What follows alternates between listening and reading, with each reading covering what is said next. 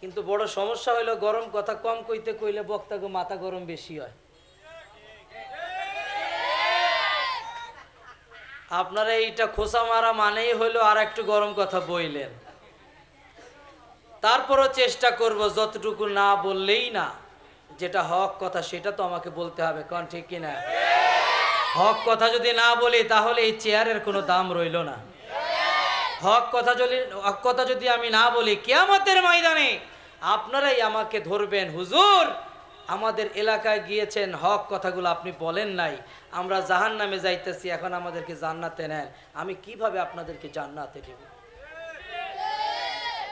ভাইরা আমার, আল্লাহ পাকের দরবারে শুকর আদায় করছি এই জন্যে যে তিনি আমাদেরকে এমন একজন নবীর উম্মত করে পাঠিয়েছেন যিনি সব নবীদের সর্দার। খালি সেটা নয়, আল্লাহ পাক বলছেন বান্দারে শোন, তোরে আমি এমন এক নবীর উম্মত বানাইলাম, তুই গুনাহ করেছিস গোপন রাখ, কারো কাছে বলিস না। কিয়ামতের ময়দানে গোপন রাখা অবস্থায় উঠিস, আমি আল্লাহ তোর ওই গুনাহকে গোপন রেখে মাফ করে দেব। আরো আস্তে বলেন সুবহানাল্লাহ, আর একটু আস্তে বলেন সুবহানাল্লাহ। আল্লাহুম্মা হাসিবনি হিসাবাই ইয়াসির। ওই দোয়া শিখাই দিলেন কে? এ জোরে কোন না কেন, কে? একটাই কারণ, একটাই কারণ, তার কারণ আল্লাহ পাক আপনাকে আমাকে মাফ করবেন।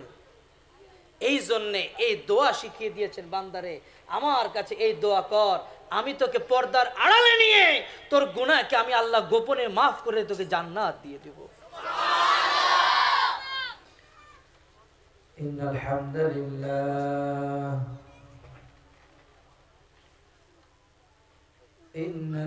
হামদুলিল্লাহ নাহমাদুহু ওয়া নাস্তাঈনুহু ওয়া নাস্তাগফিরুহু ওয়া নু'মিনু বিহি ওয়া নাতাওয়াক্কালু আলাইহি ওয়া নাউযু বিল্লাহি মিন শুরুরি আনফুসিনা ওয়া মিন সাইয়্যাতি আ'মালিনা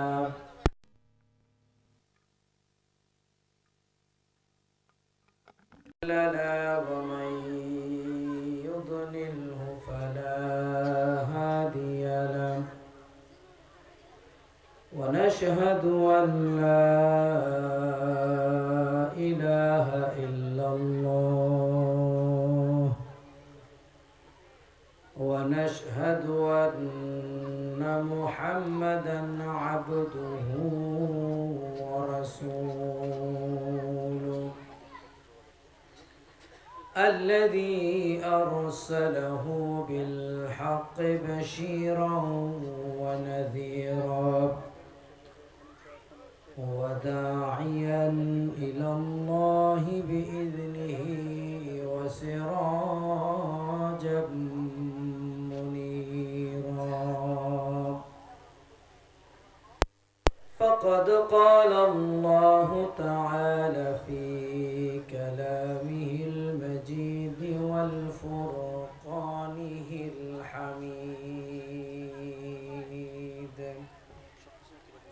সকলে জবান ছেড়ে মহান রবের প্রশংসার্থে এই মাঠের ভিতরে যতগুলো শয়তান আছে সকলকে দূরে মুতাসাদ্দিআম মিন খাশিয়াতিল্লাহ وتلك الأمثال نضربها للناس لعلهم يتفكرون صدق الله العظيم وصدق رسوله النبي الكريم ونحن على ذلك من الشاهدين والشاكرين والحمد لله رب العالمين وقال تعالى إن الله وملائكته وملائكته يصلون على النبي يا أيها الذين آمنوا صلوا عليه وسلموا تسليما اللهم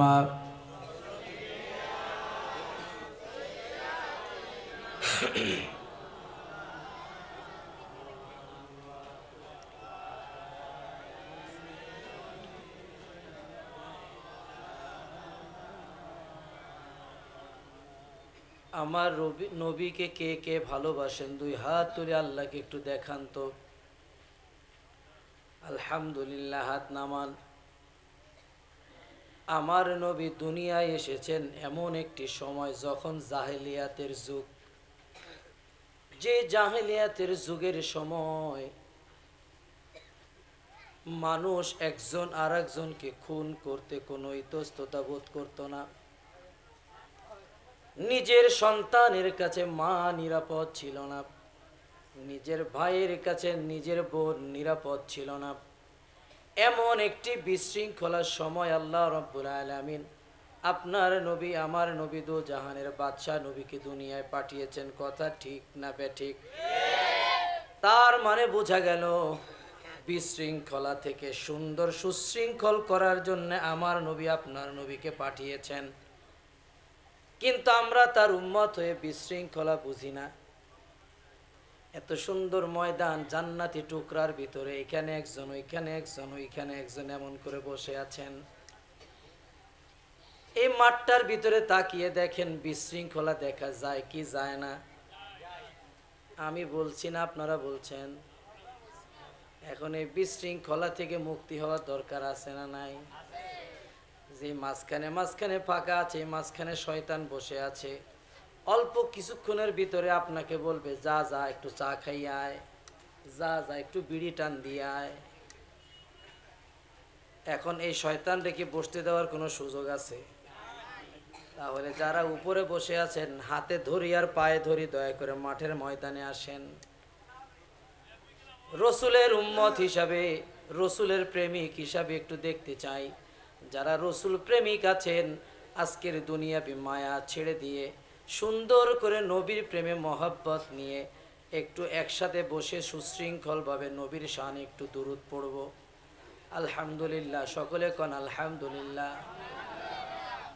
একটু সকলে জবান ছেড়ে রসুলকে ভালোবেসে দুরূদ পড়েন। আল্লাহুম্মা সাল্লি আলা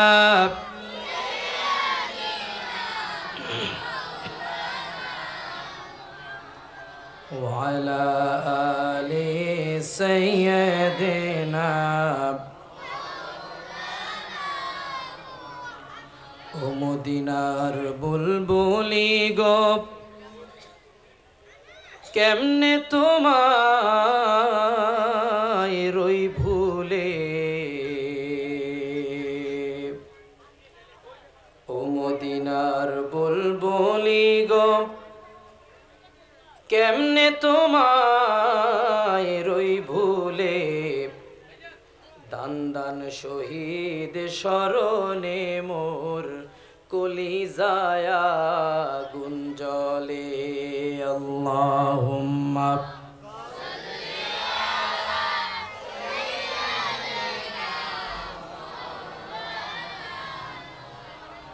ওয়া আলা আলিহি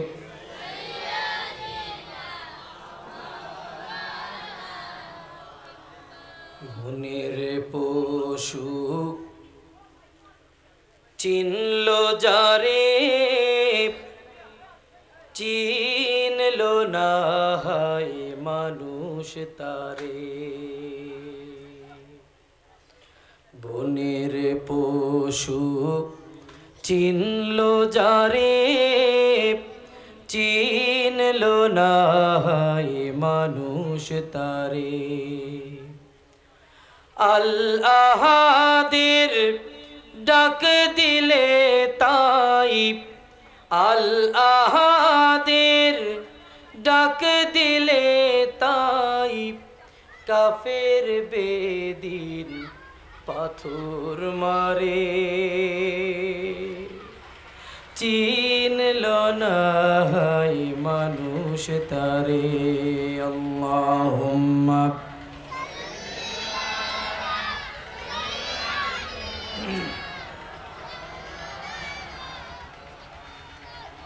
وعلى آل سيدنا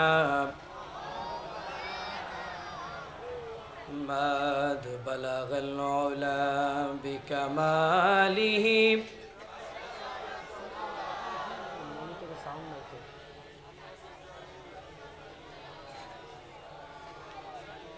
صلوا عليه وآله لا إله জোরে লা ইলাহা জোরে লা ইলাহা লা ইলাহা লা ইলাহা আল্লাহ রে ডাক রে বান্দা আল্লাহ রে ডাক আল্লাহ রে ডাক রে বান্দা আল্লাহ রে ডাক আল্লাহ রে ডাকতে ডাকতে তোমার আল্লাহ রে ডাকতে ডাকতে জীবন চলে যাক আল্লাহ রে ডাক রে বান্দা আল্লাহ রে ডাক আল্লাহ রে ডাক রে বান্দা আল্লাহ রে জোরে বলেন আল্লাহ রে ডাক রে বান্দা আল্লাহ রে ডাক আল্লাহ রে ডাক রে বান্দা আল্লাহ রে ডাক যখন তুমি ছোট্ট ছিলে দাঁত ছিল না মুখে তরল খাবার দিলে না লাই মা জননীর বুকে আল্লাহু আকবার এটা জবান ছেড়ে কন্যা আল্লাহু আকবার যখন তুমি ছোট্ট ছিলে দাঁত ছিল না মুখে তরল খাবার দিলে না লাই মা জননীর বুকে সেই আল্লাহ রে ভুইল না রে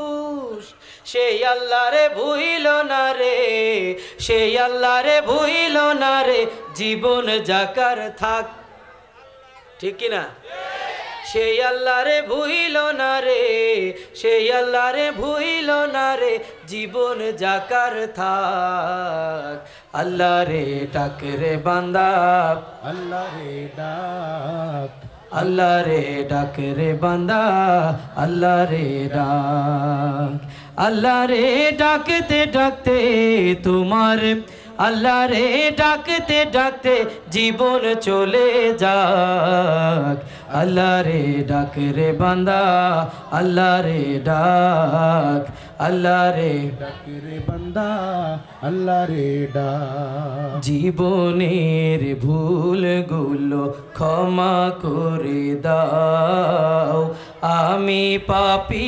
গুনাহগার তুমি দয়াময় আমি পাপী গুনাহগার তুমি দয়াময় এই জায়গায় গুনাহ ছাড়া কে কে আছেন হাত তুলেন তো জীবনে একটা গুনাহও করি নাই সবাই গুনাহ করছেন তাহলে আমার সাথে গান জীবনের ভুলগুলো ক্ষমা করে দাও আমি পাপী গুনাহগার তুমি দয়াময় আমি পাপী গুনাহগার তুমি দয়াময় জোরে জীবনের ভুলগুলো ক্ষমা করে দাও আমি পাপী গুনাহগার তুমি দয়াময় আমি পাপী গুনাহগার তুমি দয়াময় বিচার দিনে পাপী বলে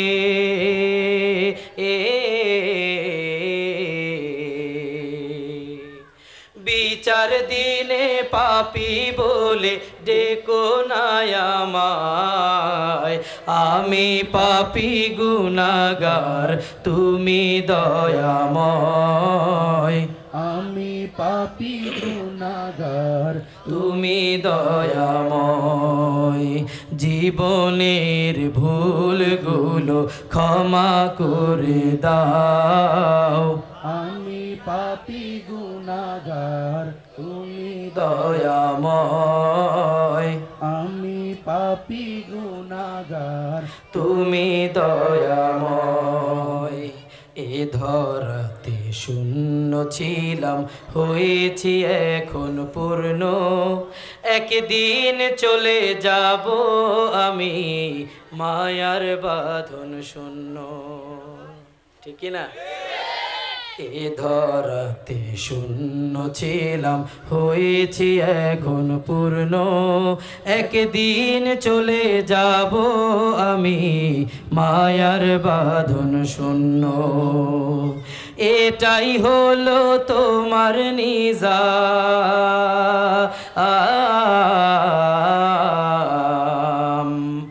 এটাই হলো তোমার নিজাম ও গো দয়াময়।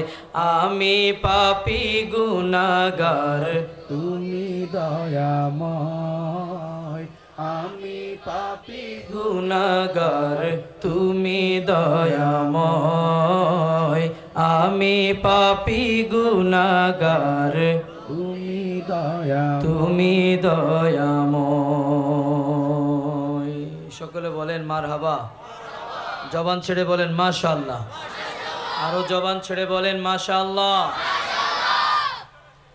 চকরিয়া আদর্শ সিটি ক্লাব ও যুব কাফেলার উদ্যোগে 11তম ঐতিহাসিক সিরাতুন নবী সাল্লাল্লাহু আলাইহি ওয়াসাল্লাম মাহফিলের সম্মানিত সভাপতি, আজকের সম্মানিত প্রধান আলোচক হজরতুল আল্লাম হজরত মাওলানা নুরুল হাসান তাহুদি সাহেব দামাত বারাকাতুহুম আলিয়া আমার আগে আলোচনা করেছেন। কয়েকজন বক্তা, তার ভেতরে মৌলানা আশরাফুল মুস্তফা বিন নূর, হাফিজ মৌলানা ইমরান হুসাইন কাদেরি, হাফিজ মৌলানা মোহাম্মদ হারুনুর রশিদ নুরি, মৌলানা মোহাম্মদ কামরান শাহরিয়ার সাহেব দামাত বারাকাতুহুম আলিয়া। আমার সামনে উপস্থিত দিনদার, ইমানদার, নামাজি, মুত্তাকিন ভাইরা, পর্দার আড়ালের প্রাণ প্রিয় মা এবং বোনেরা, সকলকে আমার হৃদয়ের গহীন থেকে সালাম জানাচ্ছি। আসসালামু আলাইকুম ওয়া রাহমাতুল্লাহি ওয়া বারাকাতুহু। সকলে কেমন আছেন? আলহামদুলিল্লাহ। আল্লাহ পাকের দরবারে লাখ কোটি শুকর আদায় করছি। আল্লাহ পাক আমাকে আপনাদেরকে সুস্থ রেখেছেন। তার চাইতে বেশি আনন্দিত আমাদের আজকের পরে আগামী কালকে থেকে মুসলমানের ঈমানকে মজবুত করার জন্যে আল্লাহ পাক যে মাস নির্ধারণ করে দিয়েছেন, পবিত্র রমজান মাস আমাদের সামনে চলে এসেছে। সকলে বলেন আলহামদুলিল্লাহ। আমরা সকলে সেই মনিবের দরবারে শুকর আদায় করব, যে মনিব আপনাকে আমাকে বিগত বছরগুলোর কথা বাদ দিয়ে এক রমজান থেকে আরেকটা রমজান পর্যন্ত আমাদেরকে হায়াত দিয়েছেন। এই জন্য একবার জোরে বলি আলহামদুলিল্লাহ। আল্লাহর দরবারে লাখ কোটি শুকর আদায় করছি যে আল্লাহ সুবহানাহু ওয়া তাআলা আপনাকে আমাকে মুসলমান হিসাবে দুনিয়া প্রেরণ করেছেন। এই জন্য খুশি না বেজার? অল্প না বেশি? একটু জবান ছেড়ে বলা যাবে কি আলহামদুলিল্লাহ? আর একটু জোরে বলা যাবে কি আলহামদুলিল্লাহ? আল্লাহ পাক বলছেন, লা ইন শাকারতুম লা আযীদান্নাকুম। বান্দা, তুমি আমার নিয়ামতের শুকর আদায় করো, আমি আল্লাহ তোমার নিয়ামতকে আরো দ্বিগুণ করে দেব। আমার আলোচনা আপনারা গত বছর কে কে শুনছেন? আগে একটু হাতটা তোলেন। আলহামদুলিল্লাহ, হাত নামান। তার মানে পুরাতন কথা বারবার বলা ঠিক নয়। আমাকে গরম করতে গেলে আপনাদের গরম হতে হবে। আমার মুখ থেকে আলোচনা বের করতে গেলে আপনাদের আগে আমার সাথে হা হু হু হা এগুলা করতে হবে। জাগা মতো সুবহানাল্লাহ আলহামদুলিল্লাহ আল্লাহু আকবার বলতে হবে। যদি না বলেন আমার সমস্যা নাই, আমি আধা ঘন্টা পৌনে 1 ঘন্টা আলোচনা করে হাদিয়া নিয়ে ঢাকার দিকে গো। রাজি আছেন?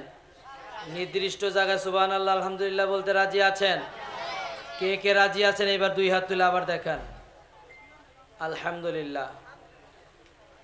আল্লাহ পাকের শুকর আদায় করছি এই জন্যে যে আপনাদের এই চকরিয়া আদর্শ সিটি ক্লাব ও যুব কাফেলার উদ্যোগে যে মাহফিলটি হয়, এই মাহফিলে আমাকে বারবার অর্থাৎ এই চতুর্থবার এই যুবকেরা, এই ভালোবাসার মানুষগুলো আমাকে 4টি বছর এখানে আঁকড়ে রেখেছে। এই জন্য মহান মুনিবের দরবারে আমি শুকর আদায় করছি আলহামদুলিল্লাহ।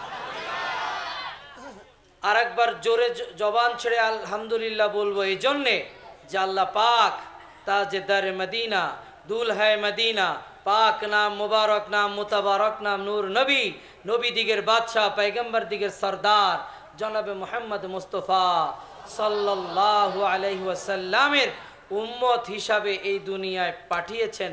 এই জন্যে আমরা সমস্ত শক্তি একত্রিত করে মহান আল্লাহকে খুশি এবং রাজি করার জন্য চিৎকার দিয়ে বলি আলহামদুলিল্লাহ। আমরা এমন একটা নবীর, এমন একজন নবীর উম্মত হয়েছি যে নবীকে না বানাইলে তাম পৃথিবী আল্লাহ বানাতেন না। ঠিক কিনা? এটা বিশ্বাস করেন তো? এটা যারা বিশ্বাস করে না তাদের আকীদার ভিতরে কিছু সমস্যা আছে। আমি ওইদিকে যাচ্ছি না, ওইদিকে গেলে আবার আলোচনা গরমের দিকে যাবে, এমনিই একটু সমস্যার ভিতরে আছি। আপনাদের আশেপাশে কোন মাহফিলে কি একটু গ্যাঞ্জাম হয়েছে? আমারে বারবার সতর্ক করছে, হুজুর একটু গরম কথা কম কয়ে। এই সুযোগটা তো আদম আলাইহিস সালামের উম্মতদেরকে দিতে পারতেন কিনা? হযরত ঈসা আলাইহিস সালাম পর্যন্ত যত নবী এসেছে সব নবীর জন্য এই অংশটা রাখতে পারতেন নাকি পারতেন না? কিন্তু আল্লাহ পাকের আমাদের প্রতি দয়া হয়েছে, মায়া হয়েছে যে বান্দা তুই গুনাহ করবি, আমার কাছে ক্ষমা চা, আমার বন্ধুর কারণে আমি আল্লাহ তোকে সব মাফ করে দেব। সেই বন্ধুটিকে হযরত মুহাম্মদ মুস্তফা। বিশ্বাস হয়? কেমনে বিশ্বাস হয় শোনেন। কিয়ামতের ময়দান এরকম একটা ময়দান, এরকম একটা কি ময়দান হবে।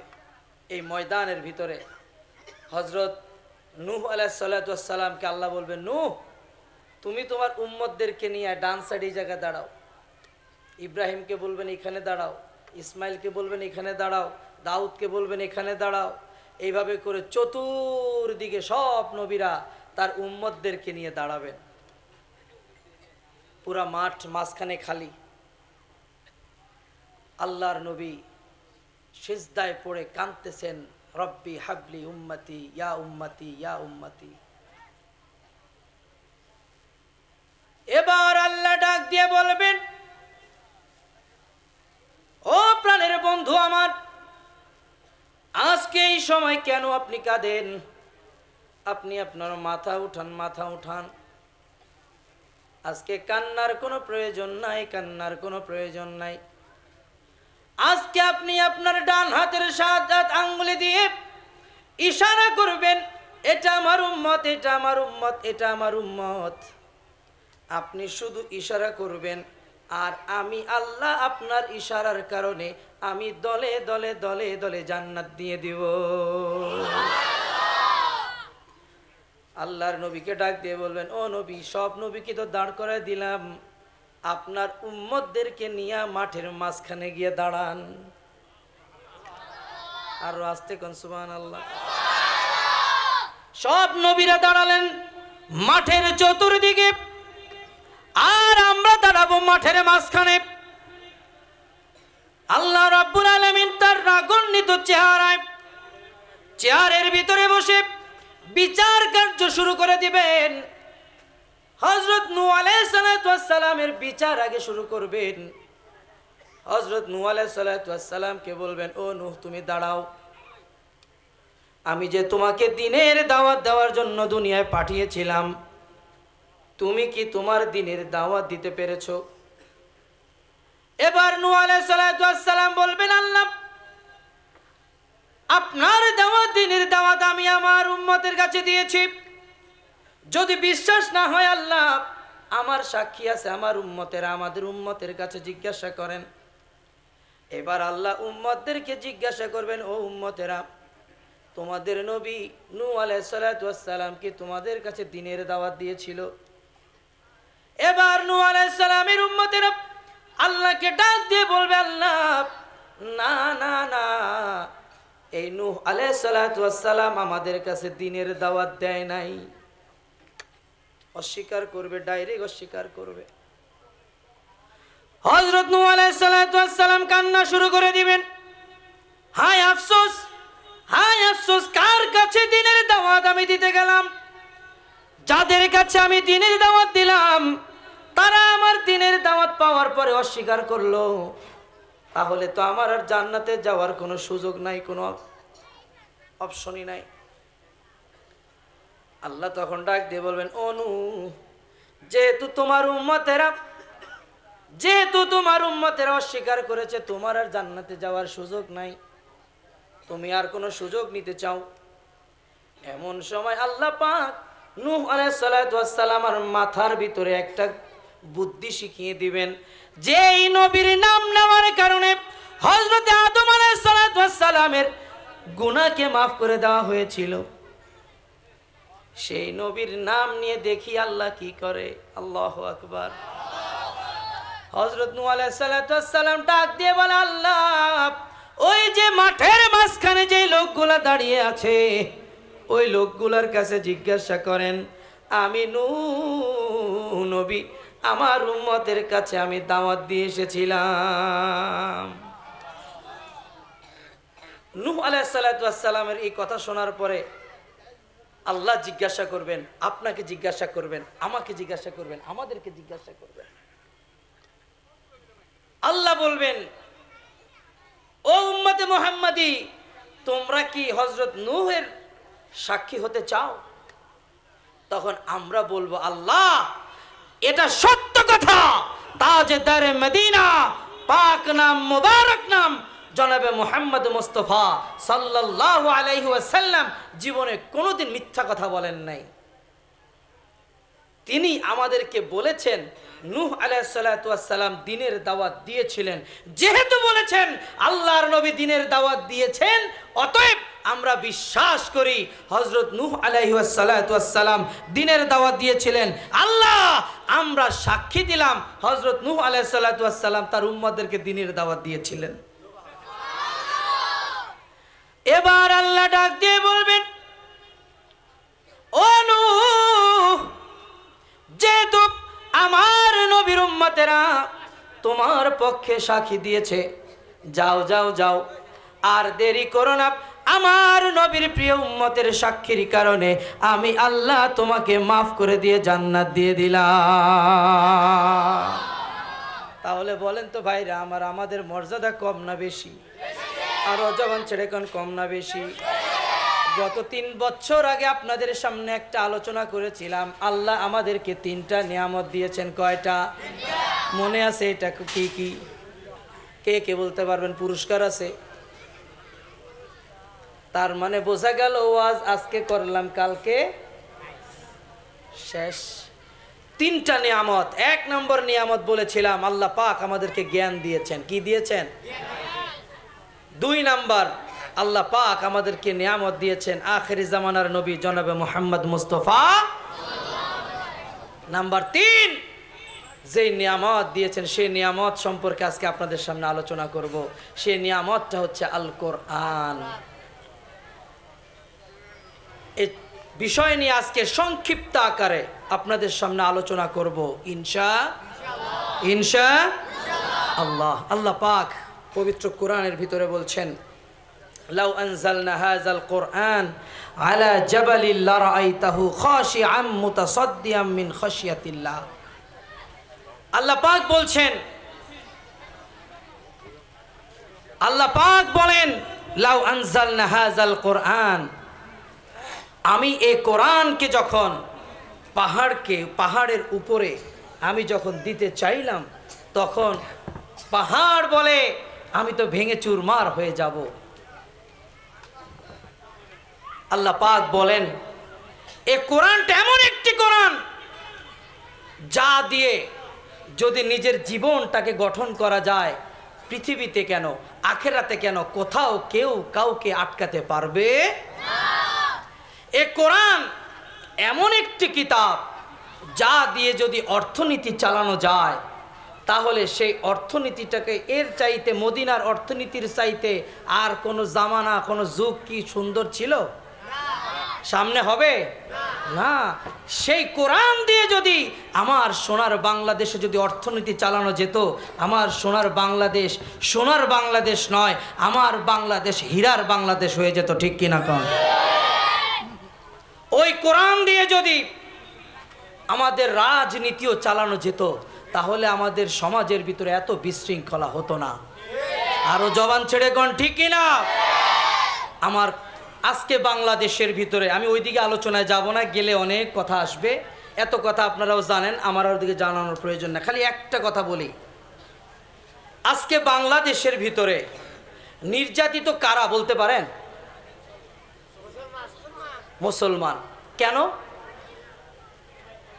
কেন? না না, ঐক্যের অভাব পরে, ঐক্য তো পরে। আমরা সবচাইতে বড় নির্যাতিত হচ্ছে একটা কারণে, আমরা কোরআনের পথে চলছি না, এই জন্যে। আরো জোরে কোন, ঠিক কিনা মুসলমান? আজকে বাংলাদেশে যদি কোরআন দিয়ে আমার সুন্দর সমাজটাকে চালানো যেত, আজকে আমার বাংলাদেশের সমাজটার ভিতরে যদি কোরআন দিয়ে নিজের গ্রামটাকে চালানো যেত, নিজের পৌরসভাকে চালানো যেত, নিজের দেশটাকে চালানো যেত, তাহলে বাংলাদেশের যতগুলা দেশ আছে, গ্রাম আছে, সবগুলো গ্রামের ভিতরে মুসলমানের আড্ডাখানা বেশি হতো। নামাজ আর কোরআন ছাড়া আর কিছুই বোঝা যাইতো না, ঠিক কিনা কহ? আমার এই দেশটার ভিতরে আছে খালি চোর চোরটায় ভরা। উমরা করতে গেছি 2 বার, আল্লাহ পাক নিয়েছেন, আলহামদুলিল্লাহ। ওইখানে বাংলাদেশের লোকদেরকে নিকৃষ্ট চোখে দেখে, যারা প্রবাসী তাদের কাছে জিজ্ঞাসা করে দেখবেন, তাদেরকে বাংলাদেশের মানুষকে নিকৃষ্ট চোখে দেখে। অথচ বাংলাদেশের মুসলমানেরা যতটা ইমানদার, অন্য দেশের মুসলমানরা এতটাও ইমানদার নয়।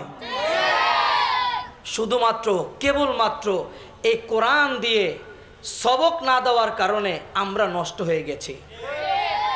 আজকে আমার এমপি মন্ত্রী যারা আছে, তারা যদি কোরআন দিয়ে আমাদের দেশটাকে চালাতো, বলেন তো আমাদের দেশের ভিতরে চুরি হতো? আমাদের দেশে ডাকাতি হতো? আমাদের দেশে রাস্তাঘাট ভাঙা হইতো? আলহামদুলিল্লাহ, আল্লাহর কাছে শুকর আদায় করি যে আল্লাহ পাক আপনাকে আমাকে সোনার বাংলাদেশে পাঠিয়েছেন। আলহামদুলিল্লাহ কোন? আলহামদুলিল্লাহ। আরো জোরে বলেন না কেন? পেছনের সালগুলোতে 16টি বছরে কি গেছে না গেছে ওইগুলো সব মাথা থেকে ফেলে দেন। আগামী কালকে থেকে নিজের গ্রামটাকে কিভাবে সুন্দর করা যায় সেদিকেই আমাদের নজর দিতে হবে, ঠিক কিনা কন? আরো জোরে কন, ঠিক কিনা? আজকে মুসলমানেরা নির্যাতিত একটা কারণে, আজকে মাহফিলগুলো বন্ধ করে দেয় এই কারণে নয়। আজকে কোরআনের সংবিধান যদি আমাদের বাংলার জমিনে থাকতো, তাহলে বাংলাদেশের কোন আলেমের ফাঁসি হতো না, ঠিক কিনা মুসলমান? আজকে বাংলার জমিনে যদি কোরআনের আইন থাকতো, বাংলাদেশের কোন গ্রামে কোন অঞ্চলে চোরের ঠাঁই হতো না, ঠিক কিনা কোন?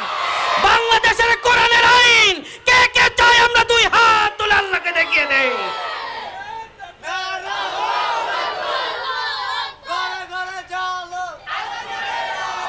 ভাইরা আমার শোনেন, আমার এই কোরআনের আয়াত খালি ঘরের ভিতরে জ্বালাইলে হবে না, আমাদের সংসদে জ্বালাইতে হবে, ঠিক কিনা কোন? ওই সংসদে কোরআনের আইন পাস করতে হবে। কোন জঙ্গিবাদের বাংলাদেশে ঠাঁই হবে না, কোন বাংলাদেশের ভিতরে কোন চোরবাটপারের ঠাঁই হবে না, বাংলার জমিনের ভিতরে কোন গাঁজাখোরের ঠাঁই হবে না, বাংলার জমিনে কোন নেশাখোরের ঠাঁই হবে না।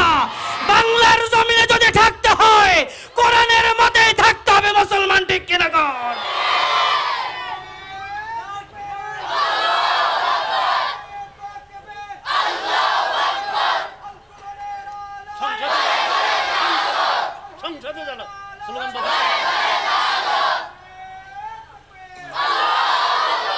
আল্লাহ পাক বলেছেন হুদাল্লিল মুত্তাকিন, যালিকাল কিতাবু লা রাইবা ফীহি হুদাল্লিল মুত্তাকিন। এটা মুত্তাকিদের জন্য একটা পথ প্রদর্শক। আপনি কোন দিন কোরআন পড়েছেন? আজকে যদি আমি এখানে বলতে চাই, এই বাবারা এই কথা বলো না, আমি যদি এখানে হাত তুলতে বলি সূরা ফাতিহা শুদ্ধ ভাষায় কে কে পড়তে পারেন হাত তুলেন। লজ্জার কিছু নেই, শুদ্ধ ভাষায় সূরা ফাতিহা একজন পড়বেন। কে পড়বেন? বাবা তুমি দাঁড়াও, এই যে জ্যাকেট পরা, লজ্জার কিছু নাই, তুমি দাঁড়াও, সূরা ফাতিহাটা পড়ো।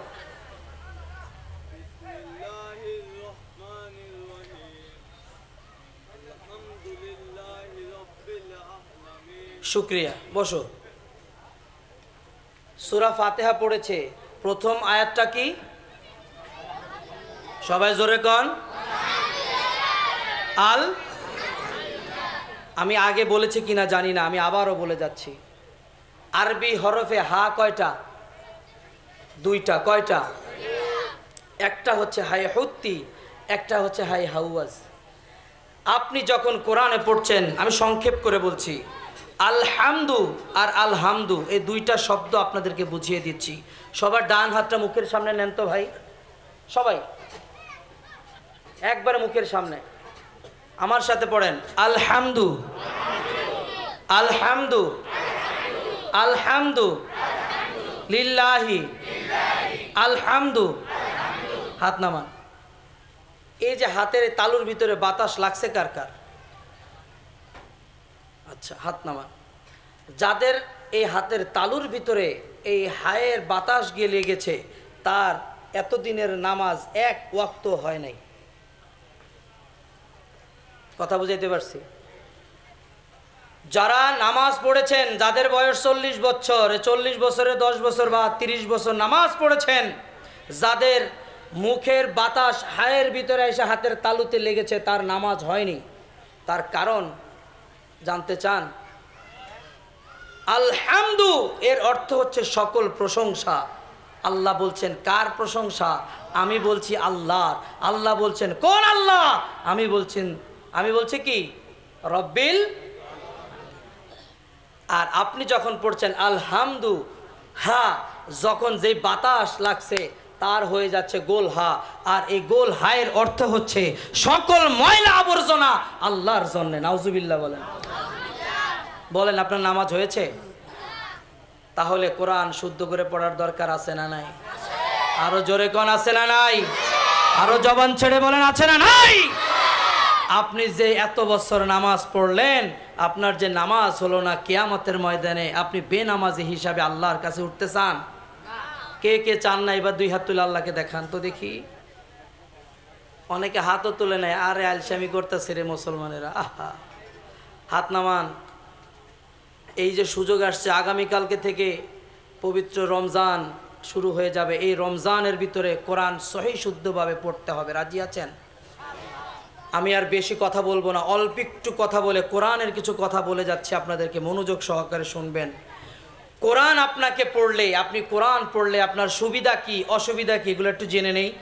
আপনি কোরআন পড়লে আল্লাহ পাক আপনার সম্মান, আপনার ইজ্জত আল্লাহ পাক বৃদ্ধি করে দিবেন। সুবহানাল্লাহ কোন? একটু জবান ছেড়ে বলেন না সুবহানাল্লাহ। কোরআনের বাণী যে খোদা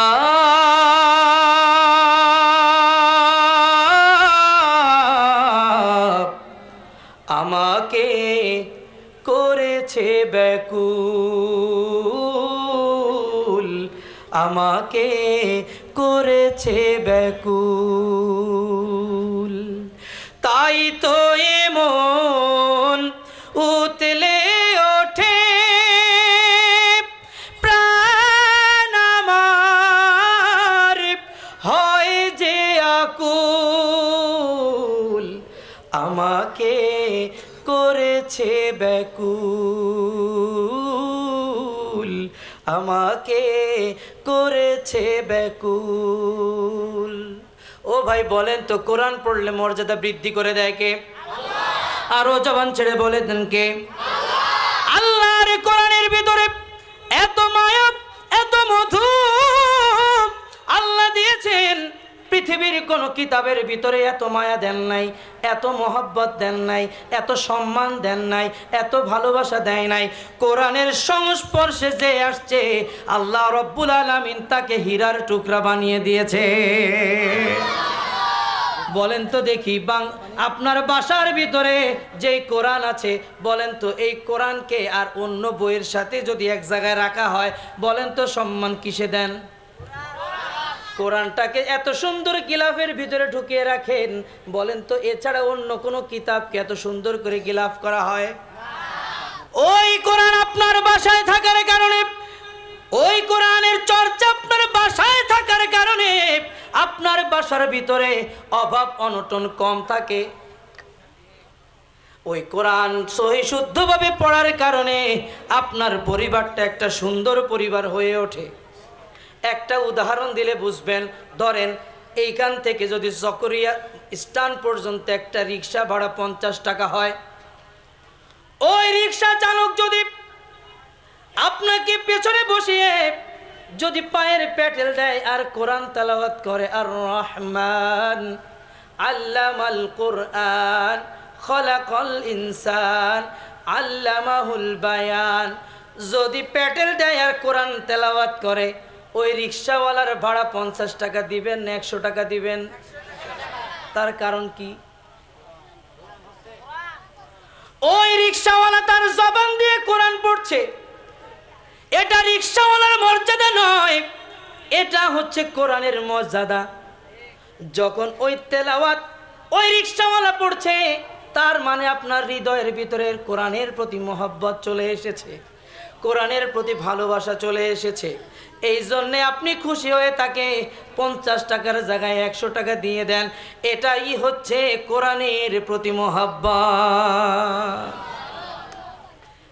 আজকে যে দাওয়াত এইখানে মাহফিল করতে আসলাম, জিয়াউল ভাইয়ের বাসায় যে আমাদেরকে খাওয়ানো হবে, বলেন তো এই এলাকার ভিতরে সম্মানিত ব্যক্তি আছে না নাই? আমি এত দূর দূরান্ত থেকে আসলাম, এই যে ওস্তাদেরা আসলেন, এই যে হুজুরেরা আসলেন, ওনার বাসায় যে খাইলেন, আপনারা কেন খাইতে পারলেন না? কারণ কি?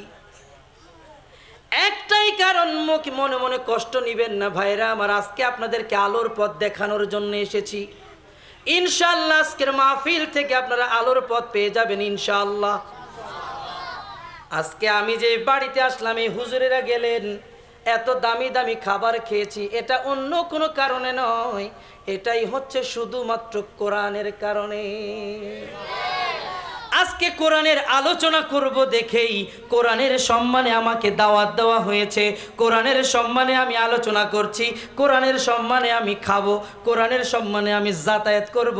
আল্লাহ চাইলে রাস্তার মাঝখানে আমাকে কুকুর শৃগালের মতো ইন্তেকাল করাইতে পারেন, মৃত্যু দিতে পারেন, কিন্তু কোরআনের কারণে আল্লাহ রব্বুল আলামিন এত দূর দূর দূরান্ত থেকে এত সুন্দরভাবে আল্লাহ পাক আমাদেরকে এনে পৌঁছিয়েছেন। এটাই হচ্ছে কোরআনের মর্যাদা। আল্লাহু আকবার, জোরে কইলেন না? এখন বলেন, ওই কোরআনের মর্যাদা আপনারা নিজেদেরকে গঠন করতে চান কি চান না? কে কে চান এবার হাত তুলেন। যারা হাত তুলে না তারা চায় না। আল্লাহ তুমি তাদের হেদায়েত দাও, হাত নামান। ভাইরা আমার আসেন, এবার কোরআনের মর্যাদাটা কি অল্প একটু বুঝাই। এটা হচ্ছে আমাদের কাছে কোরআনের মর্যাদা, তাই না? এবার আল্লাহর কাছে, আল্লাহর নবীর কাছে কোরআনের মর্যাদাটা কেমন, ভালো করে শোনেন। আমাদের বিশ্বনবী মুহাম্মদ মুস্তাফা সাল্লাল্লাহু আলাইহি ওয়াসাল্লামের একজন সাহাবী ছিলেন উসাইদ ইবনে খুজাইর রাদিয়াল্লাহু তাআলা। তিনি প্রত্যেক দিন তার যে ঘোড়ার ঘরটা আছে, এই ঘোড়ার নিয়ন্ত্রণ করেন এবং ঘোড়ার ঘরের ভিতরে বসে তিনি তাহাজ্জুদের সময় হলে কোরআন তেলাওয়াত করেন। আল্লাহু আকবার করেন না, একটু জবান ছেড়ে করেন না আল্লাহু আকবার। কোরআন তেলাওয়াত করেন, প্রত্যেক দিন কোরআন তেলাওয়াত করেন, কিন্তু একদিন একটু কোরআন তেলাওয়াত কম করছেন। মানে ঘোড়াগুলো খুব অস্থির করে। যখন উনি কোরআন তেলাওয়াত করেন তখন ঘোড়াগুলো অস্থির হয়ে যায়, লাফালাফি করে। কারণটা তিনি কখনো খুঁজে পায় না। একদিন চিন্তা করলেন যে কি কারণে এই ঘোড়াটা লাফায়, আমি একটু দেখতে চাই। আল্লাহর নবীর সাহাবী তিনি পবিত্র কোরআন তেলাওয়াত করতে ফজর হয়ে যেত। আজ কিছু কম করেছেন, কোরআন কম করার কারণে চিন্তা করলেন ঘোড়াগুলা কেন এত অস্থিরতা ভাব করে, আজকে একটু বাইরে যেয়ে দেখি কি অবস্থা।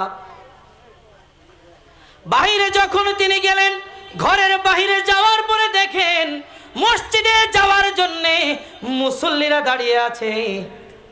জিজ্ঞাসা করে, ও ভাই কি কারণে আপনারা দাঁড়িয়ে আছেন?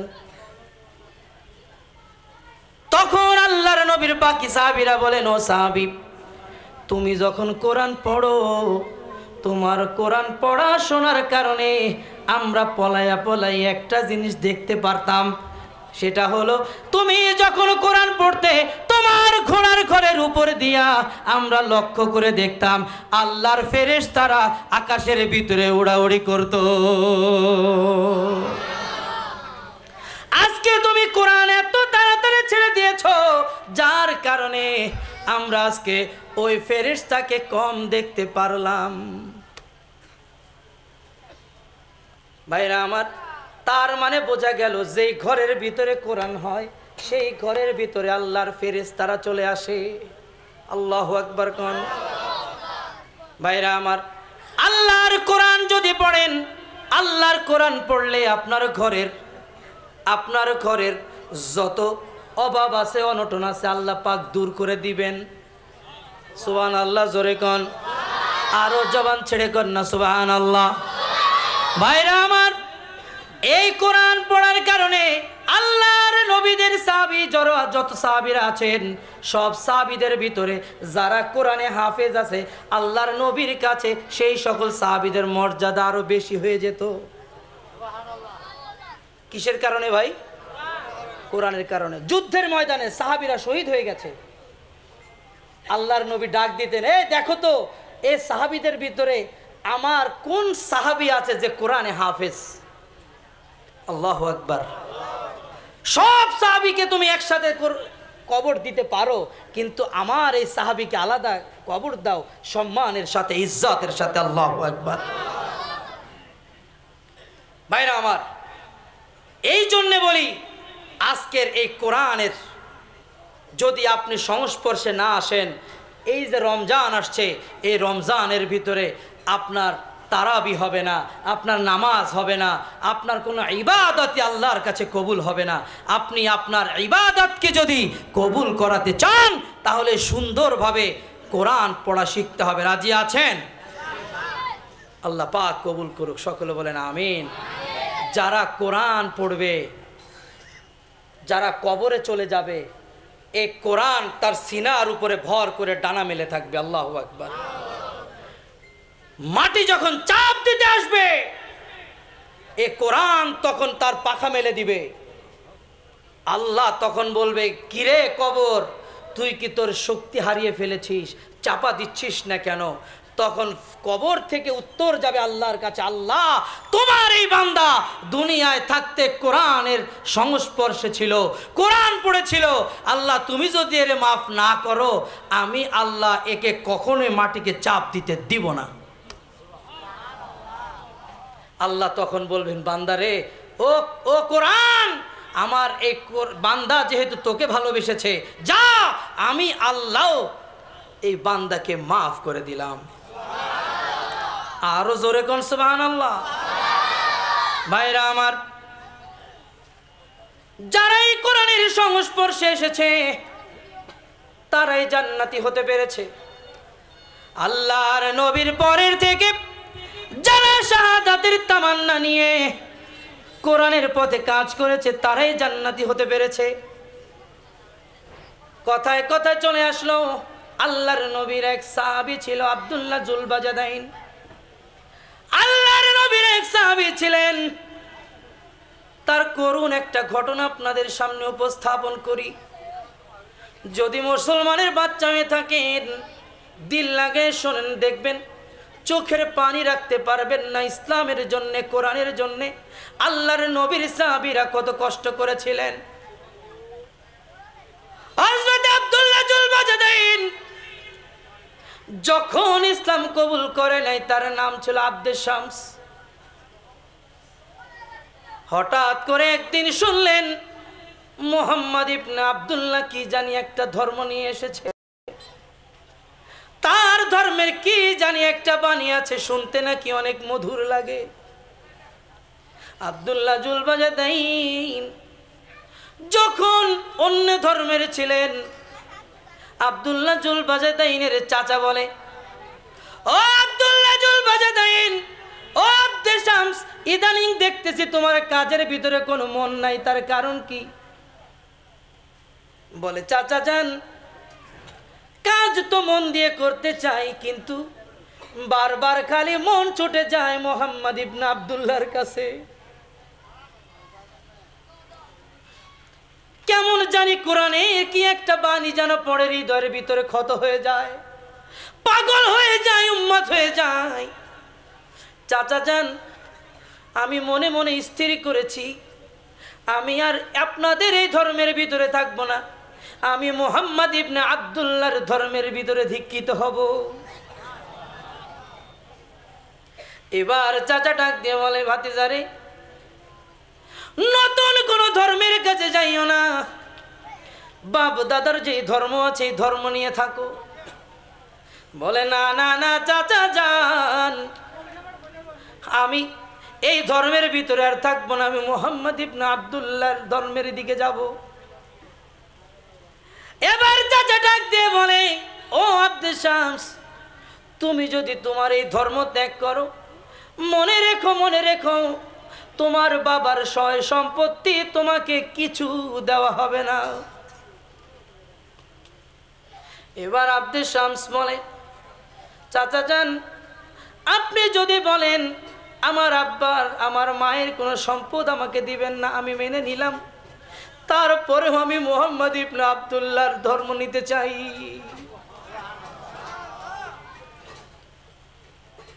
এবার চাচা ডাক দিয়ে বলে, ও আব্দে শামস, তুমি যদি তোমার এই ধর্ম ত্যাগ করো, মনে রেখো তোমার পরনের ভিতরে যে জামা আছে, তোমার নিচে পরনের ভিতরে যে লুঙ্গি আছে, ওই জামা লুঙ্গি কোনো কিছু তোমাকে দেওয়া হবে না। আব্দে শামস বলে, চাচা যান, আমার জায়গা সম্পত্তি সব কিছুই তো আপনার কাছে দিয়ে দিলাম, ওই সব কিছু চাই না, আপনি আমার পরনের লুঙ্গি, আমার পরনের জামা আপনি চাচ্ছেন, আমি আর দেরি করতে চাই না, আমি মুহাম্মদ ইবনে আব্দুল্লাহর যে ধর্ম নিয়ে এসেছে সেই ধর্ম নিজেকে দীক্ষিত করার জন্য নিজের জামা খুলে দিলাম, নিজের পরনের লুঙ্গিও খুলে দিলাম। চাচা যান, আমার কিচ্ছু লাগবে না, কিচ্ছু লাগবে না, আমি মুহাম্মদ ইবনে আব্দুল্লাহর ধর্ম গ্রহণ করতে চাই। আব্দুল্লাহ জুলবাজাদাইন নিজের হাত দিয়া নিজের লজ্জাস্থানটুকু ঢাকলেন।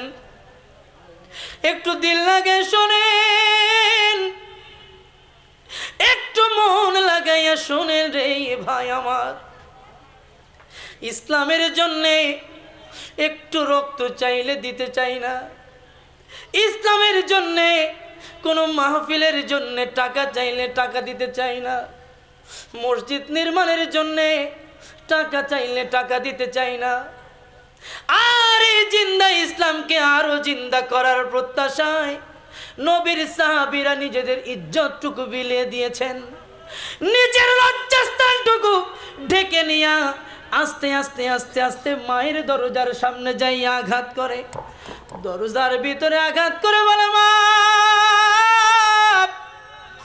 ও মা, আমি মুহাম্মদ ইবনে আব্দুল্লাহর কাছে যেতে চাই।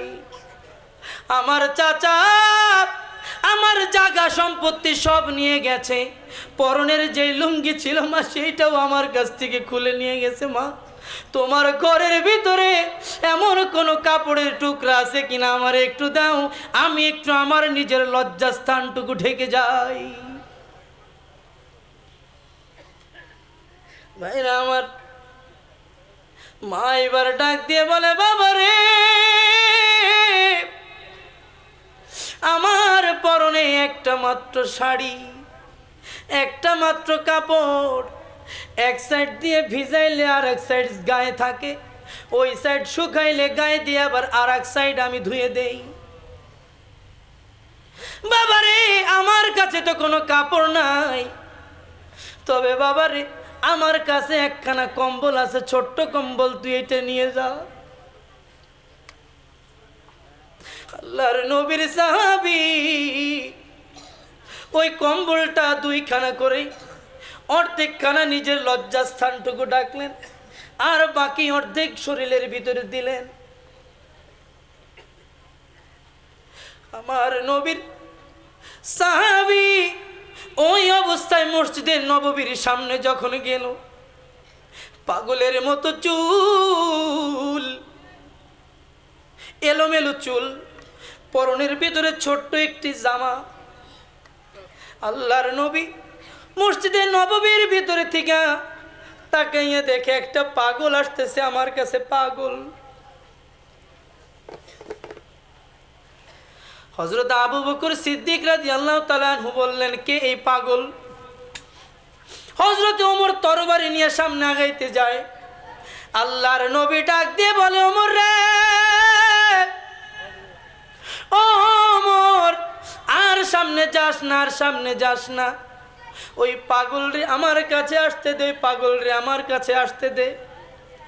ওই পাগল আমার এমন পাগল হয়েছে, ওই পাগল আমার কোরআনের এমন পাগল হয়েছে, ওই পাগল কোরআনের কারণে, কোরআনের মহব্বতের কারণে, আমার কারণে, ইসলামের কারণে কিছুই আনতে পারে না, জায়গা জমি সব কিছু ফেলে দিয়ে এসেছে, পরনের লুঙ্গি জামা পর্যন্ত ছুঁড়ে ছুঁড়ে ফেলে দিয়ে এসেছে আমার কাছে।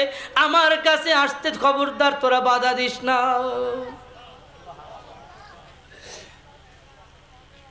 আব্দুল্লাহ জুলবাজাদাইন আল্লাহর নবীর সামনে আসলেন।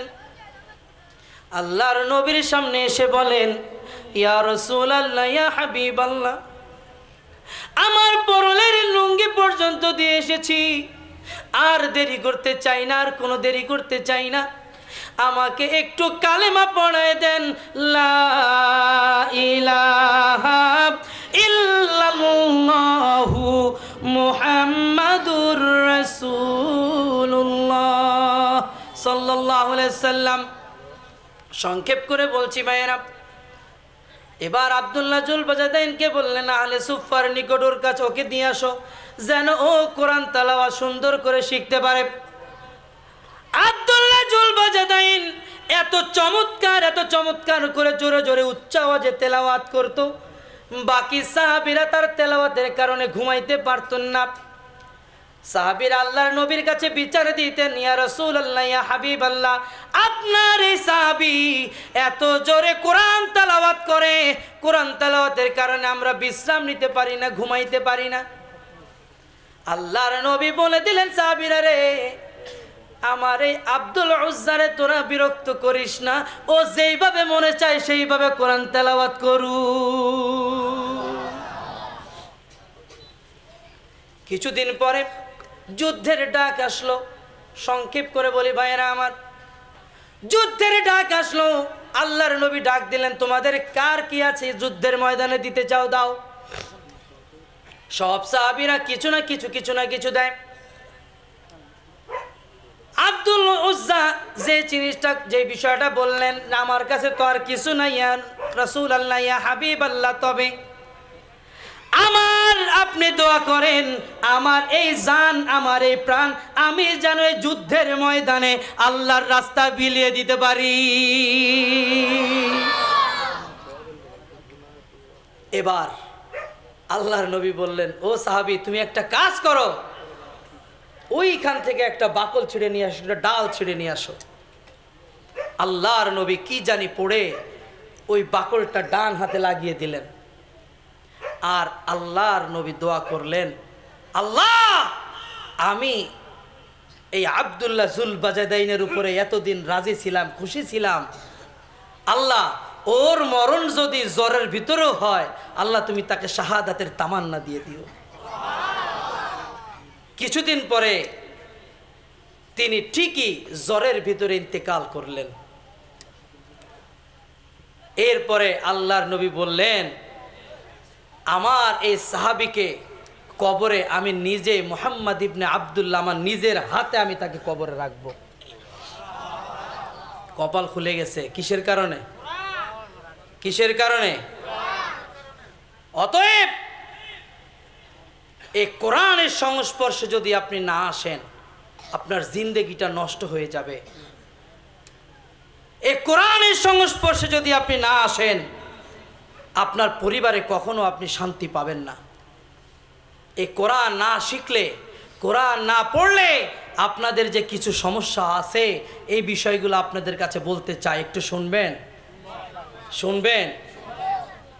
এক নাম্বার, 5টা কথা বলবো। কোরআন না শিখলে আপনাদের, আমাদের কি কি ক্ষতি হবে, এটা ভালো করে শুনে যাবে। নাম্বার 1, 5টা কথা বলবো। কয়টা? জবান ছেড়ে কোন কয়টা? আবার জোরে কোন কয়টা? 1 নাম্বার, যে কোরআন পড়বে না তার জীবনটা সংকীর্ণ হয়ে যাবে, ছোট হয়ে যাবে, অভাব চলে আসবে। আপনি বলেন তো, কার সংসারের ভিতরে অভাব নাই? হাত তুলেন একজন, যে হুজুর আমার সংসারে অভাব নাই। একজন ব্যক্তি দেখেছেন? তার মানে বোঝা গেল আপনার এই হাত না তোলাটাই হলো আপনি কোরআন পড়েন না। আপনি যদি কোরআন পড়তেন তাহলে আপনার ঘরের ভিতরে কোনো অভাব থাকতো না। ঠিক কিনা কন? আপনি বলতে পারেন, হুজুর তাহলে তো আল্লাহর নবীও তো কোরআন পড়তো, তাহলে রসুল খাইতে পারতো না কেন? আছে না? এই বুদ্ধিগুলো শয়তান মাথায় ঢুকায় না? কারণ আছে। নবীর হিসাব আমাদের হিসাব এক, কয় না? সংক্ষেপ করে দিচ্ছি, ওদিকে যাচ্ছি না, অনেক সময় হয়ে গেছে। 2 নাম্বার, কিয়ামতের ময়দানে আল্লাহ পাক যারা কোরআন শিখবে না, যারা কোরআনের সংস্পর্শে আসবে না, আল্লাহ পাক তাদেরকে অন্ধ করে কিয়ামতের ময়দানে উঠাবে। বুঝতে পারছেন? নাউজুবিল্লাহ বললেন না? একটু জোরে কন। 1 নম্বর কি বলেছি? তার জীবনটা কি হবে? সংকীর্ণ হয়ে যাবে, ছোট হয়ে যাবে, ঋণগ্রস্ত হয়ে যাবে, অভাবী হয়ে যাবে। নাম্বার 2, তাকে কিয়ামতের ময়দানে কি করে উঠানো হবে? অন্ধ করে উঠানো হবে। নাম্বার 3, কিয়ামতের দিন আল্লাহ পাক তার থেকে মুখ ঘুরিয়ে নেবেন। নাউজুবিল্লাহ বললেন না? একটু জোরে কন না নাউজুবিল্লাহ। আচ্ছা, কিয়ামতের ময়দানে যদি আল্লাহ আপনার থেকে মুখ ঘুরায় নেয়, বলেন তো আপনার আমার আর কোনো যাওয়ার জায়গা আছে?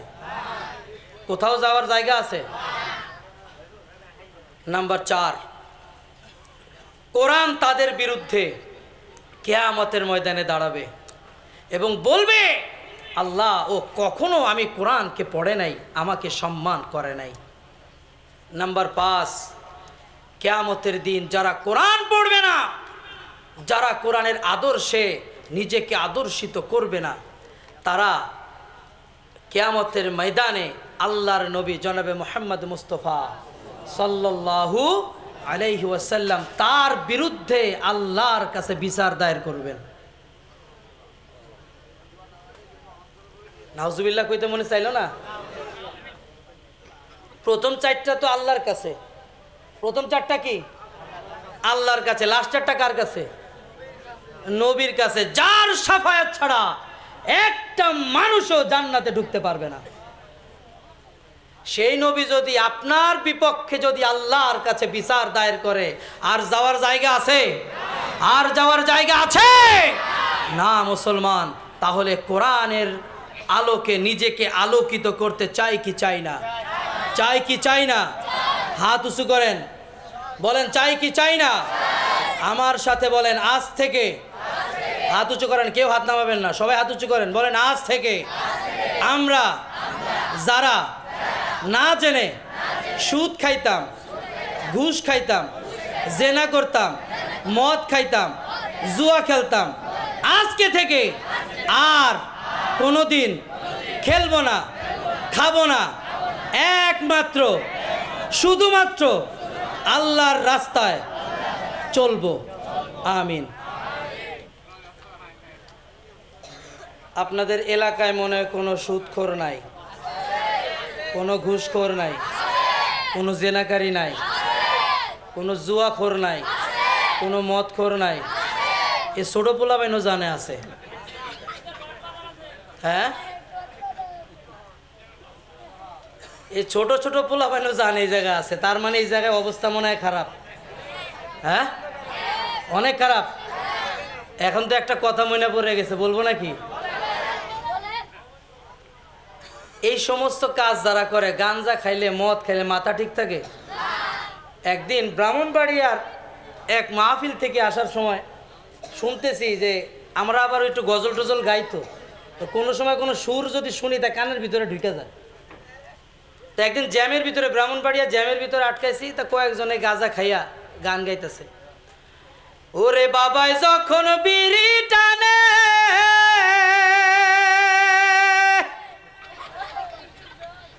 আমার জানি কেমন করে,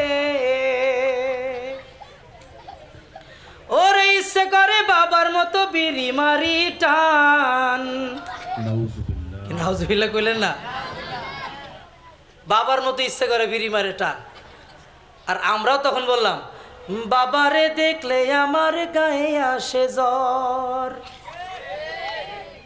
আরে দয়াল বাবা ভণ্ড বাবা লাগে আমার ডর, দয়াল বাবা ভণ্ড বাবা লাগে আমার ডর, ফেরেশতারা গুর্জ মারবে কবরের ভেতর। আরে দয়াল বাবা এমন গুণী, আমরা বলতেছি আরে মুইতা বাবা লয় না পানি। কি হুজুর আছেন এরকম ভণ্ড বাবা নাই? যারা বাবারা গাঁজা খায়, মদ খায়, জুয়া খেলে, এগুলো মাথা ঠিক থাকে? রাত্রেবেলা মদ খাইয়া বউরে জড়ায় ধরে কয় মা। এরকম আছে না নাই মুসলমান? যারা জুয়া খেলে তাদের মাথাকে বিকৃত করে দেয়, যারা মদ খায় তাদের মাথাকে বিকৃত করে দেওয়া হয়। অতএব এই ছোট ছোট পোলাপান যেহেতু বলছে এই এলাকায় মদখোর আছে, জুয়াখোর আছে, ভাই যারা কে কে মদ খান একটু হাত তোলেন তো ভাই। আচ্ছা ঠিক আছে, মদ তো একটু দামি জিনিস, আপনারা হাত তুললেন না বুঝলাম। আচ্ছা জুয়া খেলেন কে কে? এটা তো সাধারণ একটা জিনিস। জুয়া খেলেন কে কে? একটু হাত তুলেন। দেখছেন কেউ নাই, সব আল্লাহর ফেরেশতা জান্নাত থেকে পলাইয়া এসে মাত্র বসছে এই জায়গায়। শোনেন, এই সমাজটা যারা নষ্ট করেছে, আজকের এই মাহফিলে যারা আছে, এই আমি জানি এইখানের ভিতরে গোপনও দুই একজন আছে এই কাজ করে, আছে না নাই? ভাই আল্লাহ পাক বলেছেন লা তাকুনাতু মির রাহমাতিল্লাহ। আল্লাহ পাক বলছেন বান্দারে শোন, আমার রহমত থেকে নিরাশ হয়ে যাস না, আমার রহমত থেকে নিরাশ হয়ে যাস না, তুই আমার কাছে তওবা করে ফেরত আয়, আমি আল্লাহ তোর সব গুনাহ মাফ করে দিব। একটু জবান ছেড়ে বলেন না সুবহানাল্লাহ। ও ভাই যারা মদ খাচ্ছেন, যারা জুয়া খেলছেন, একটা কথা মনে রাখবেন, যারা মদ খায়, মদের একটা ফোঁটা যখন জিহ্বায় লাগে, জিহ্বা থেকে যখন নাড়ির ভিতরে আসে, যখন নাড়ি ভেদ করে যখন আপনার পেছনের রাস্তা দিয়ে বা প্রস্রাবের রাস্তা দিয়ে যখন বের হয়ে যায়, অর্থাৎ একদিক দিয়ে ঢুকলো আর এক দিক দিয়ে বের হলো, অর্থাৎ আপনার পুরাটা নাড়ি, এক ফোঁটা মদের কারণে পুরাটা নাড়ি আপনার হারাম হয়ে গেল। এরপরে আপনি যা খাবেন, আপনি ভাত খাবেন, হালাল করে ভাত খাবেন, সেটাও আপনার জন্য হারাম হয়ে ঢুকবে। আপনি জমজমের পানি খাবেন, সেটাও আপনার জন্য হারাম হয়ে ভিতরে ঢুকবে। কথা বুঝাইতে পারছি? সহজ কথা, এটা আমার বানানো কথা নয়, এটা আল্লাহর নবীর কথা, যার কারণে মদ খোরের নামাজ আল্লাহ কবুল করেন না। তাহলে যারা আজকে থেকে মদ, গাঁজা, হিরোইন যারা এই সমস্ত জিনিস খান, ও ভাই আজকে মরলে কালকে 2 দিন আপনার জন্য কেউ কাঁদবে না, কেউ কাঁদবে না আপনার জন্যে। আপনার সন্তানের জন্য আপনি গাড়ি বাড়ি সম্পত্তি সব রেখে যাচ্ছেন, আপনি মারা যাবেন 1, 2, 4, 5, 10 বছরের পরে আপনার সেই জায়গাও আপনার সন্তান বিক্রি করে করে খাবে। তাহলে আপনি আপনার জন্য কি রেখে গেলেন? আপনি কিয়ামতে কি নিয়ে উঠবেন? আল্লাহ পাক যে আপনাকে বললেন, দোয়া শিখাই দিলেন, আল্লাহুম্মা হাসিবনি হিসাবান ইয়াসীরা, আপনাকে যে শিখিয়ে দিলেন, এই শিখানোটা আপনি কিভাবে ব্যবহার করবেন? ভাইরা আমার, তাহলে আজকে থেকে এখানে যারা মদ খেয়েছেন, জুয়া খেলেছেন, গাঁজা খেয়েছেন, যা করেছেন, আমি মুসাফির মানুষ, আল্লাহ পাক বলেছেন মুসাফিরের দোয়া আল্লাহ ফেরত দেন না, আমি আপনাদের জন্য দোয়া করে যাব। আজকে থেকে ওয়াদা করেন, আজকে থেকে ওয়াদা করেন, এই সমাজের ভেতরে কোনো মদখোর থাকবে না। যারা ঠিক কয় নাই তারা মদ খায়।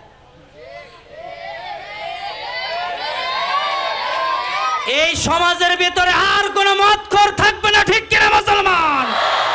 এই সমাজের ভিতরে আর কোনো জুয়া খেলা চলবে না, ঠিক কিনা মুসলমান?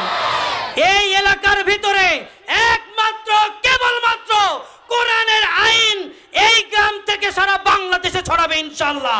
কে কে রাজি আছেন 2 হাত তুলে আল্লাহকে দেখিয়ে দেন। নারে তাকবীর, নারে তাকবীর, নারে তাকবীর। আলহামদুলিল্লাহ, হাত নামান। নতুন সমাজ আমরা পেয়েছি। 16টি বছর আমরা নির্যাতিত ছিলাম, এখন নতুনভাবে আমরা দল মত নির্বিশেষে, আমি বিএনপি জামাত বুঝি না, বিএনপি আমার ভাই, জামাত আমার ভাই। আরো জোরে গান ঠিক কিনা? আপনি মরে গেলে আপনার সংগঠন আপনার পেছনে 1 দিন 2 দিন 3 দিন কাটবে, এরপরে আর আপনার কথা মনেও রাখবে না। যদি বিশ্বাস না হয় পেছনে ফেলে আসা নেতাদের দিকে তাকিয়ে দেখেন, ঠিক কিনা কোন? তাহলে আমাদের অবশ্যই আমাদের এই সমাজটাকে ঐক্যবদ্ধভাবে আমাদের সুন্দর করতে হবে। আমাদের এই সমাজটা যদি নষ্ট না হতো তাহলে আমার কাছে এই বিষয়ে আলোচনা করার জন্য বলতো না, ঠিক কিনা কোন? তার মানে হলো আপনার এলাকার ভিতরে সুদখোর আছে, আপনার এলাকায় ঘুষখোর আছে, আপনার এলাকায় জুয়াকারী আছে, আপনার এলাকায় গাঁজাখোর আছে। তার মানে এই সমাজটাকে সুন্দর করার জন্যে আপনি পিতার ভূমিকা, আপনি অভিভাবকের ভূমিকা, মায়েরা অভিভাবকের ভূমিকা পালন করতে হবে। যদি ভূমিকাটা পালন না করেন তবে বুঝবেন এই সমাজে আপনার সন্তান যারা এখনো বাপ হন নাই, আপনার সন্তানও মদ খাবে, আপনার সন্তানও গাঁজা খাবে, আপনার সন্তানও হেরোইন খাবে, খেয়ে আপনার মান সম্মান নষ্ট করবে। এটাই চিরাচরিত নিয়ম, জোরে কোন ঠিক কিনা? তাহলে এই সুন্দর সমাজটাকে আগের কালের যারা আমরা ছিলাম মুরব্বী, আপনারা তো অনেক মুরব্বী মানুষ, আগে আপনাদেরকে দেখলে যুবকেরা সিগারেট যারা খাইতো পেছনে নিত না, কথা কয় না? আর এখন মুরব্বীদেরকে দেখলো কোনো মুরব্বী নাই, কোনো কিছু নাই, সিগারেট খাইতেছে তো খাইতেছে। বড় নেতা হয়েছে, পাশে বাপের চাইতে বড় মুরব্বী বসা, তারপরে নেতা হয়েছে বিদায় পায়ের উপরে পা তুলে সিগারেট খাচ্ছে, জোরে গান ঠিক কিনা? এই নেতারা শিখছে কোথা থেকে? তার বাপের কাছ থেকে শিখছে। জোরে গান ঠিক কিনা মুসলমান? তার বাপের কাছ থেকে শিখেছে, তার সমাজের কাছ থেকে শিখেছে। এই সমাজটাকে যদি সুন্দর সমাজ না করেন, আজ হোক কাল হোক আপনার সন্তানও সুদখোর হবে, আপনার সন্তানও ঘুষখোর হবে, আপনার সন্তানও জেনাকারী হবে, ঠিক কিনা কোন? তাহলে এই সমাজটাকে আপনাদের হাতে তুলে দিয়ে গেলাম, এই সমাজটাকে আপনাদের হাতে তুলে দিয়ে গেলাম। আপনারা ওয়াদাবদ্ধ ইনশাআল্লাহ এই সমাজের ভিতরে আর কোনো জুয়া খেলা খেলতে দিবেন না, রাজি আছেন? কে কে রাজি আছেন? এবার সে দাঁড়ান, দাঁড়ায় যান। কে কে রাজি আছেন যে জুয়া আর খেলতে দিব না? যে দাঁড়াবে না সে হলো তাকে দলের লোক।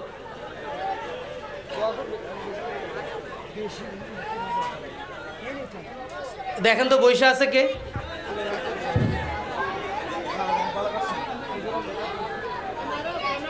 মাদককে না বলো, মাদককে না বলো, মাদককে না, না না না, মাদক চলবে না।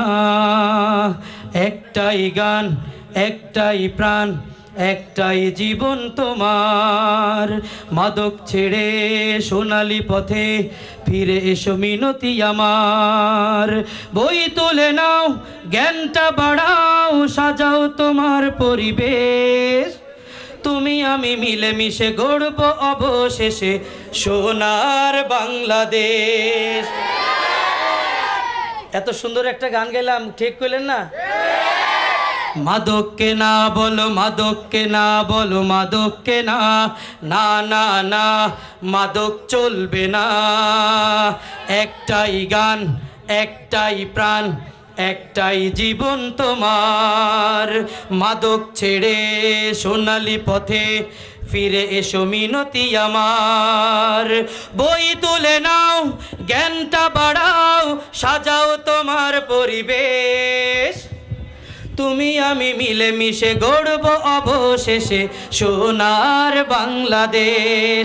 সবাই তুমি আমি মিলেমিশে গড়ব অবশেষে সোনার বাংলাদেশ। জোরে বলেন, তুমি আমি মিলেমিশে গড়ব অবশেষে সোনার বাংলাদেশ। তুমি আমি মিলেমিশে সোনার বাংলাদেশ। মাদক নামের বিষে পুড়ছে সমাজ, পুড়ছে দেশ, পুড়ছে জাতি। কথা ঠিক না বে ঠিক? মাদক নামের বিষে পুড়ছে সমাজ, পুড়ছে দেশ, পুড়ছে জাতি। স্বপ্নগুলো হয় ভেঙে চুরমার, শত শত পরিবারে হয় যে ক্ষতি। জীবনটা কি তুমি বুঝতে শেখো, মাদক ছেড়ে তুমি সমাজ গড়ো। জীবনটা কি তুমি বুঝতে শেখো, মাদক ছেড়ে তুমি সমাজ গড়ো। সাজাও তোমার এই দেশ, তুমি আমি মিলেমিশে গড়ব অবশেষে সোনার বাংলাদেশ। দুই হাত তুলে, তুমি আমি মিলেমিশে গড়ব অবশেষে সোনার বাংলাদেশ। তুমি আমি মিলেমিশে গড়ব অবশেষে সোনার বাংলাদেশ। তুমি আমি মিলেমিশে গড়ব অবশেষে সোনার বাংলাদেশ।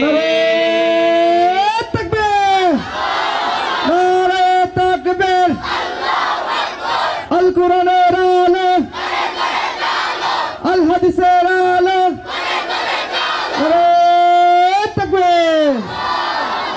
আল্লাহ পাক, আল্লাহ পাক যতটুকুন আলোচনা করেছে, একটা শেষ আবদার রেখে যেতে চাই সবার হাতে পায়ে ধরে। একটা আবদার রেখে যেতে চাই, রাখবেন? রাখবেন? আমি আজ আপনি সবার পায়ে ধরেছি, ছোট থেকে মুরব্বী সবার পায়ে ধরেছি। আমার আবদারটা রাখবেন? 30টা রমজানের রোজার একটা রোজাও কেউ ইচ্ছাকৃত ভাঙবেন না, রাজি আছেন? হাত নামান।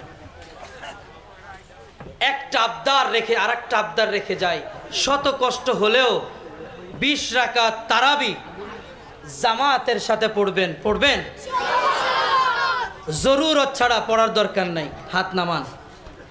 আর একটা আবদার, আমার মা বোন যারা আছে তাদেরকে সঠিক পর্দায় আপনাদেরকে চালাইতে হবে, রাজি আছেন? শোনেন, এই সমাজটা কার? আরে আপনাদের। দুনিয়াটা আল্লাহর, সমাজটা কার? আপনাদের। এই সমাজটা যদি নষ্ট হয়, এই সমাজটা যদি কোরআনের পথে না চলে, এই সমাজটা যদি হাদিসের মতে না চলে, এই সমাজটা যদি ইসলামী ভাবধারায় না চলে, কিয়ামতের ময়দানে কখনোই আল্লাহর কাছে জবাবদিহিতা করতে পারবেন। আল্লাহ পাক আমাদেরকে সকলকে সহি বুঝ দান করে, সকলে বলেন আমিন। যতটুকুন আলোচনা করেছি, এতটুকুন আলোচনার উপর আল্লাহ পাক সর্বপ্রথম আমাকে আমল করার তৌফিক দান করুন, তারপরে সকলকে আমল করার তৌফিক দান করুন। একটা সঠিক পথের আলোর দিশা আপনাদেরকে খুলে দিয়ে যাচ্ছি।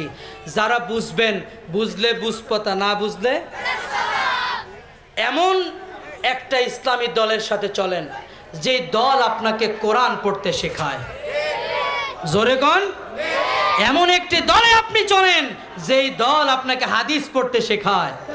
এমন একটি দলে চলেন যেই দল আপনাকে ইসলামী সাহিত্য পড়তে শেখায়।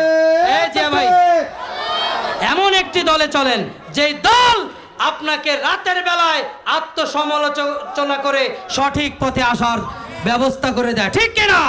আল্লাহ পাক আমাদের সকলকে সঠিক বুঝ দান করুক। আসসালামু আলাইকুম ওয়া রাহমাতুল্লাহি ওয়া বারাকাতুহু।